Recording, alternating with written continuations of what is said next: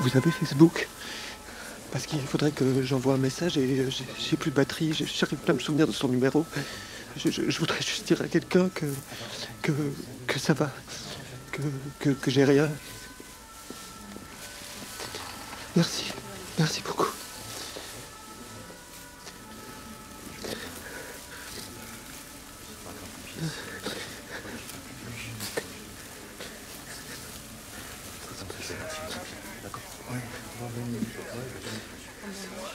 Non, merde.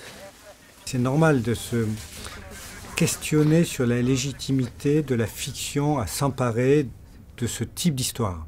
2, 3 ans, 4 ans après, certainement pas. Je ne crois pas. C'est tellement à vif en permanence pour les victimes, pour les proches des victimes, pour des gens qui ont connu des victimes, que la fiction n'a pas sa place de manière immédiate. Mais il arrive un temps où on peut estimer que le deuil est fait. Et une fois qu'on a passé le temps du deuil, arrive le temps du souvenir. Et à ce moment-là, la fiction prend sa place pleinement. Et c'est même, je pense, le devoir de la fiction de s'emparer des événements aussi violents, aussi graves, et des événements collectifs qui nous concernent tous en tant que citoyens, en tant que nation, pour en faire un récit collectif, effectivement, pour à nouveau raconter aux gens, voilà ce qui s'est passé, voilà comment ça se passe aussi pour ceux qui ont subi ça, et vous allez vous reconnaître en eux. C'est aussi votre histoire qu'on vous raconte.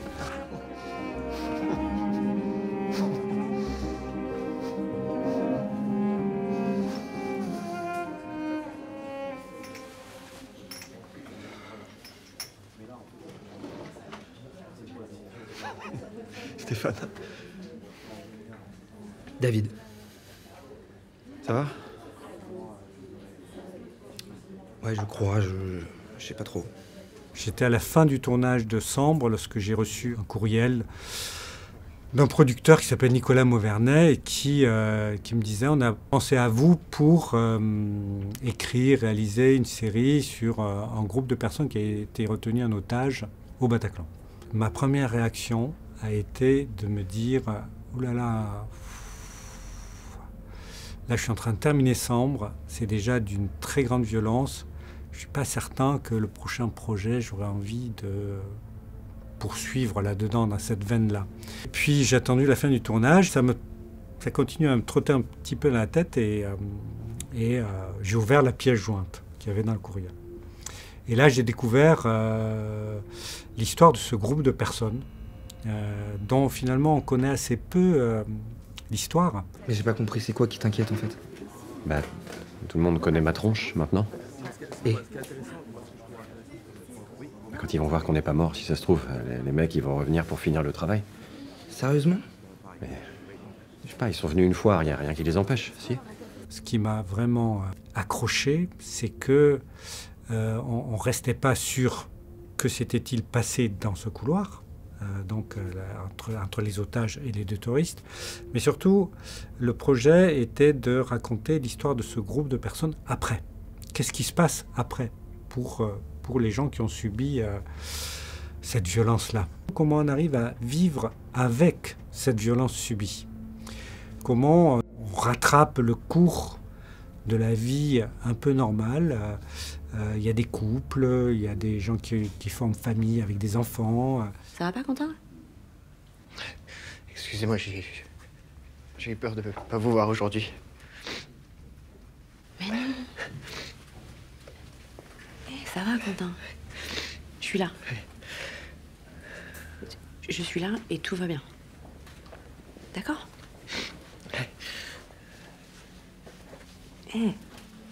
Ça va, ça va. Ça va.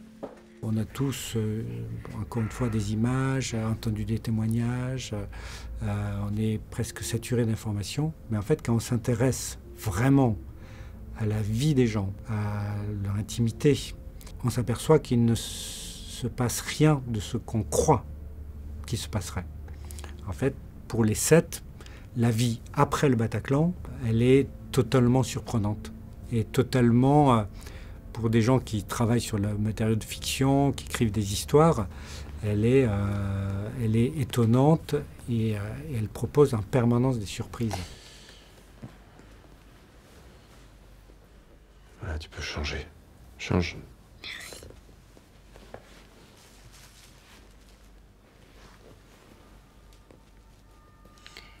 Il faut que j'appuie un peu plus fort. Ouais, comme ça, c'est très bien. Voilà, tout doucement, tu désinfectes. Aïe. Ça va? Oui, c'est pas toi, ça, c'est juste que ça pique un peu. Avec Antoine de la Comblaise, avec qui j'ai écrit beaucoup, beaucoup de fiction, on a recueilli pendant des heures et des heures leurs témoignages, leurs récits. Qu'est-ce qu'ils étaient capables d'en dire 7 ans plus tard, 7-8 ans plus tard.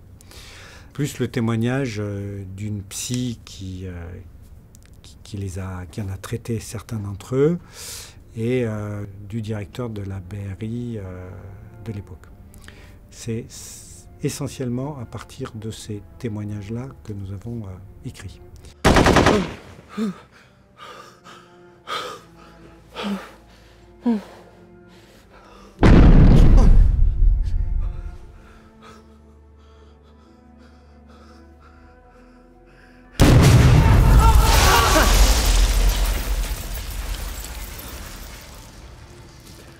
C'est quasiment interdit d'avoir accès à presque d'autres sources d'informations parce qu'on voulait rester sur quelque chose aussi de l'ordre du subjectif, de l'intime, du vécu intérieur. Notre travail, c'était la mise en forme dramaturgique de ces récits.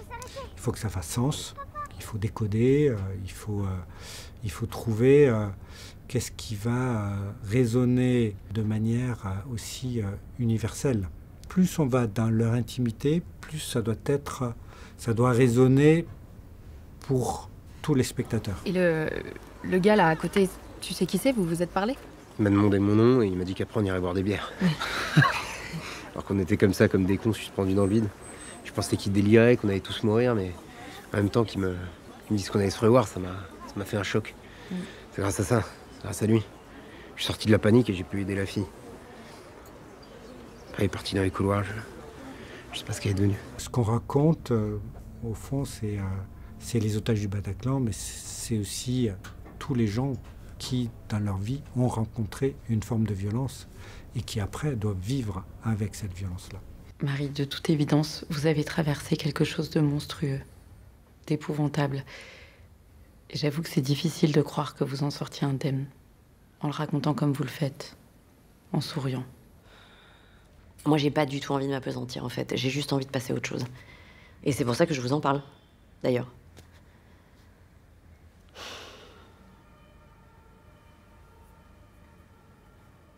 Qu'est-ce que vous entendiez quand la porte s'ouvrait?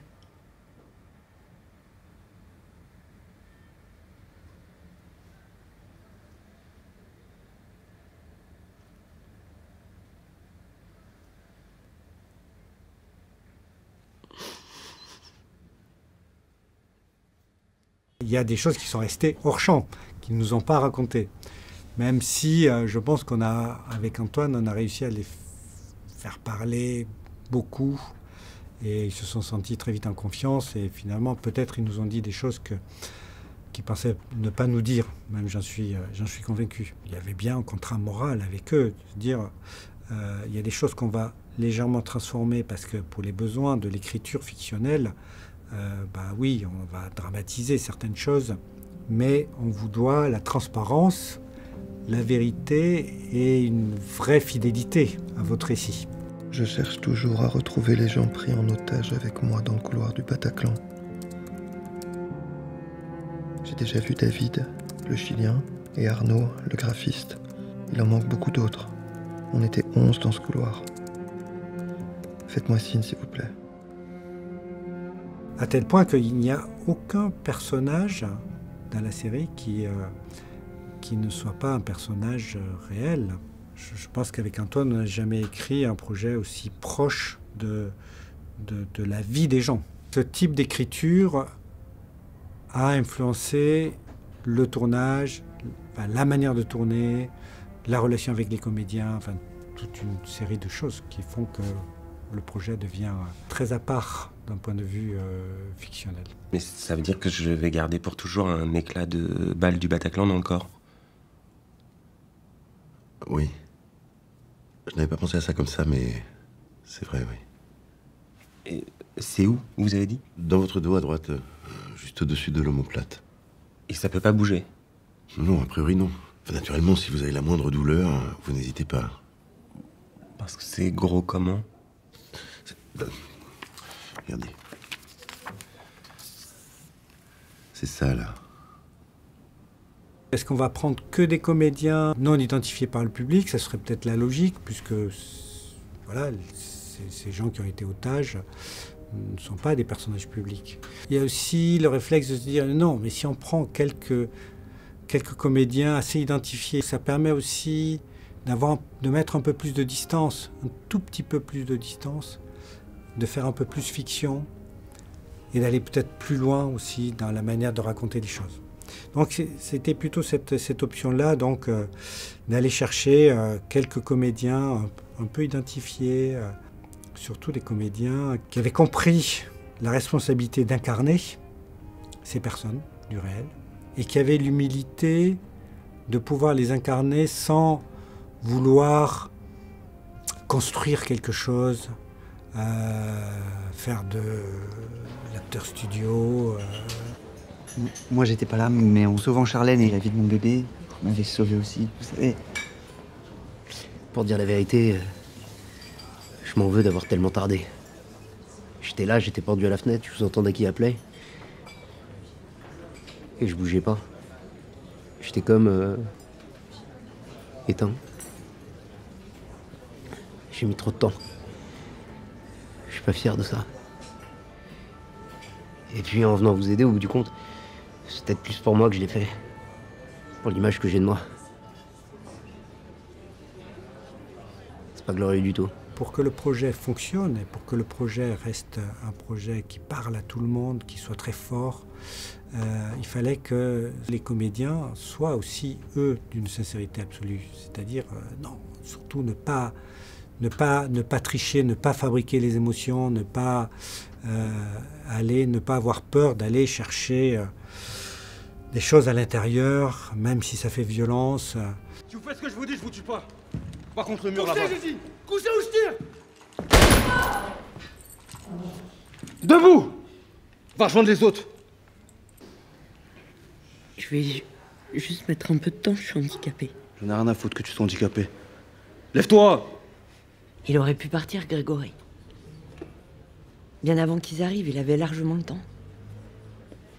Moi, je peux pas vraiment courir, mais lui, s'il avait voulu... Mais je lui disais, hein, mais vas-y, pars. Et il a préféré rester avec moi. Tout ça prend des mois, en fait. Il y a l'écriture d'abord, et après, le choix du casting, c'est presque une autre écriture. En plus, dans ce projet-là, comme je me disais, je vais tourner en laissant peut-être un peu plus de liberté aux comédiens, d'avoir presque une approche parfois un tout petit peu documentaire. Il fallait des comédiens qui acceptent ce jeu-là, qui forment un vrai groupe entre eux, que ça fonctionne, comme le groupe des potages, au fond, comme les vrais. Mais comme les vrais, des gens qui ne se connaissaient pas et qui se sont connus sur le tournage. On a presque commencé le début du tournage par des scènes dans le couloir. Comme les vrais, d'une certaine manière, on les a mis dans une situation où ils devaient se supporter les uns les autres, dans un endroit très étroit, se mettre à nu devant les autres. Ça reste quand même des scènes dures et violentes. Il faut aller chercher des choses intimes qui résonnent pour de vrai.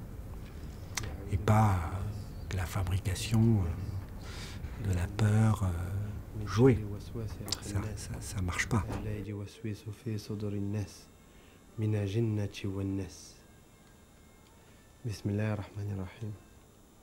Je crois qu'il y a 108 rôles distribués dans la série, même pour les plus petits rôles où des gens qui arrivent et qui disent une demi-phrase, je voyais 5-6 personnes.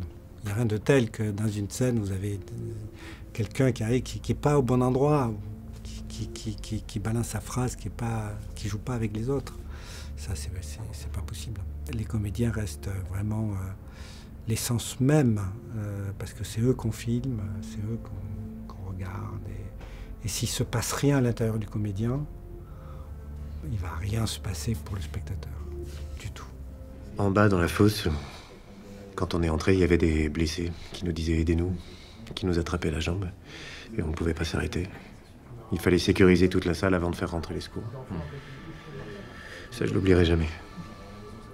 Je pensais pas que vous aussi, vous aviez... Bah si. On n'est pas différents. Vous êtes entraîné quand même. On ne sera jamais entraîné à marcher sur des corps.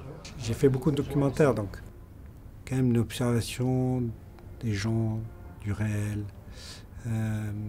Et quand je suis passé à la fiction, j'avais une obsession, c'est de dire, mais pourquoi, quand on tourne de la fiction avec des comédiens, des décors, des costumes, on fabrique tout, à quel endroit finalement ça peut être vrai tout ça? À quel endroit ça peut être vraiment sincère et provoquer une émotion chez le spectateur qui parfois est encore plus importante que pour un documentaire, que pour une situation du réel.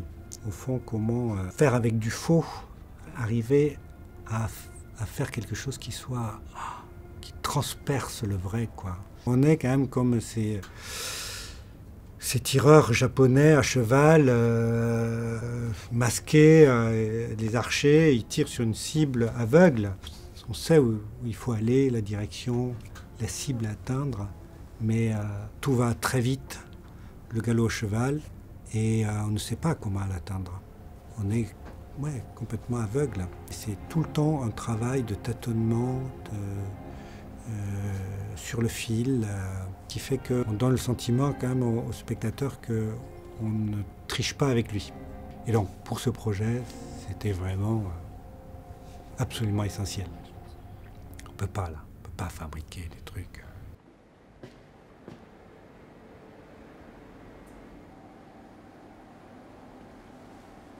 Tourner sur les lieux, c'est une question qui se pose forcément dès qu'on écrit des histoires tirées du réel. En général, la réponse est plutôt non. Ne tournons pas sur les lieux parce qu'on tourne effectivement cette histoire-là, mais ne tourne pas que cette histoire. Cette histoire-là nous permet de raconter une histoire qui est beaucoup plus vaste et beaucoup plus grande que cette histoire-là. Mais en l'occurrence, pour des vivants, ça paraissait ridicule d'aller tourner en dehors du boulevard Voltaire, d'aller tourner dans un autre théâtre que le Bataclan, de ne pas tourner au moins une partie dans le couloir du Bataclan. Là, pour le coup, il y avait quelque chose qui n'aurait pas été, je trouve, honnête avec le spectateur, mais même avec presque l'équipe de tournage et les comédiens. C'est quoi? C'est le gilet du terroriste. En explosant, ça fait un trou dans le béton. De toute façon, on a plein d'images dans notre imaginaire. Et la sincérité dont je parlais, elle vient là aussi de que les comédiens soient dans le Bataclan, aux endroits précis où se trouvaient les otages, dans la même situation, dans la même position, en train de voir ce que eux voyaient. J'étais là, j'étais allongé là. C'était vous? On a dû vous marcher dessus, on a cru que vous étiez mort. Je sais, oui. Pour le respect des victimes, il fallait qu'à un endroit, ils soient présents, parce qu'en filmant la salle, ils sont là. Qu'il y ait quelque chose d'eux, là, dans le film. C'est comme s'il y avait une sorte de pacte entre nous, en fait. Un truc à circuler en secret, sans qu'on se dise rien, pour rester calme, pour pas mourir. En vrai, on se doit la vie les uns aux autres. C'est peut-être ça, la plus grande des violences. On vous réduit à l'état de choses. Dans les prises d'otages, comme ça, cette violence-là, ça salit en profondeur, quand même. Et pour après sortir de ça, qu'il n'y a pas de mot d'emploi. Je pensais, s'il y en a un de nous deux qui doit mourir, c'est moi. Pas elle. Non, Marie, il faut qu'elle s'en sorte. Que ce soit elle qui élève nos filles parce qu'elle le fera beaucoup mieux que moi.